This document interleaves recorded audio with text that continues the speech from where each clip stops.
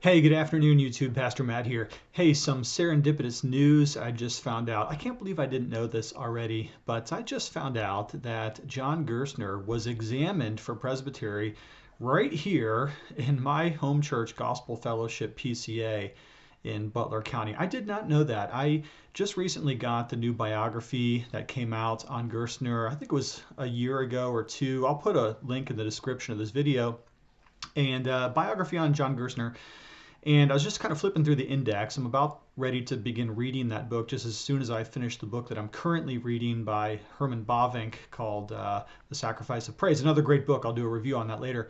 Anyways, I got the Gerstner biography, flipping through the index, looking through PCA, Ascension Presbytery, Gospel Fellowship. That's right. He was examined for his reception into Ascension Presbytery. That's my presbytery right here in my home church. How did I not know that? I'm a little bit embarrassed to say I didn't know that he was examined for his reception into the PCA right here in this local church here in Valencia, PA, in Butler County. Amazing fact.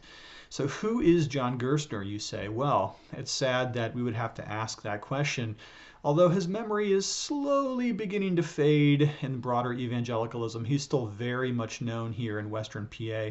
In fact, many of the pastors, ministers, and elders in our presbytery had close encounters with Gerstner over the years.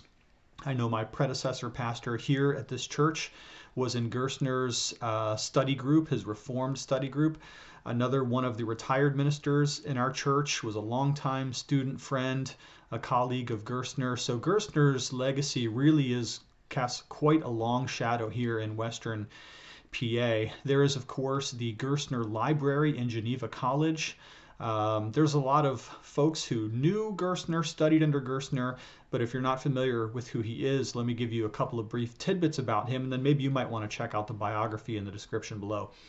First of all, Gerstner was the mentor for one R.C. Sproul. And if you've ever listened to many of Sproul's sermons or read many of Sproul's books, you're going to realize that he talks about Dr. Gerstner quite a bit. Sproul uses a lot of stories and illustrations from his seminary days, and almost every one of those illustrations ends up in the classroom of John Gerstner, who taught at Pittsburgh Theological Seminary right here in Western PA for years and years. And so if you know Sproul, you've already absorbed a lot of Gerstner's teaching, because Sproul and Gerstner very close to each other, very similar in their beliefs and even their preaching. There are some YouTube pages devoted to the preaching of John Gerstner, and it amazes me when you listen to Sproul and listen to Gerstner how they do the same kind of gravelly accents in their preaching. It's just astounding how similar they are. Sproul and Gerstner, of course, worked together for many years, labored together at the Ligonier Study Center, and so that's one way that you've probably felt the influence of Gerstner. A second way that you might have felt the influence of Gerstner is through his influence in the mainline Presbyterian denominations. Gerstner was part of the UP Church, the United Presbyterian Church, which later merged with the PCUSA. And Gerstner fought valiantly for the cause of a high view of biblical authority, for evangelicalism, for the divinity of Christ, for the inspiration of Scripture. He fought for a long time in the mainline denomination, and so most of the Presbyterian denominations have felt his influence for the good. If you're a Bible-believing, high view of Scripture, Westminster confessional standards kind of a guy, then Gerstner has probably influenced most of the Presbyterian denominations. Now, coming back to that story of him being examined for presbytery, that wasn't his original ordination way back when he came into the UP, but that was when he transferred into the PCA. And our presbytery, Ascension Presbytery, was the first northern presbytery of the PCA.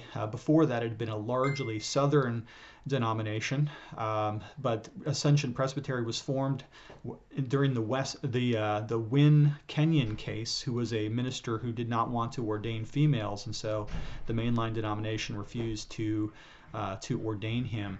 So anyway, Gerstner came into Ascension Presbytery and was examined here in our church. So whether you are EPC, PCA, RP, whatever branch of Presbyterian you are, you've probably felt his influence. And even if you're not Presbyterian at all, He still has influenced broader evangelicalism through his work with Christianity Today, several different seminaries across the eastern part of the United States, and through many other sort of cross-denominational ministries like the Council for Biblical Inerrancy and things like that. Final way you may know Gerstner is through his Jonathan Edwards studies.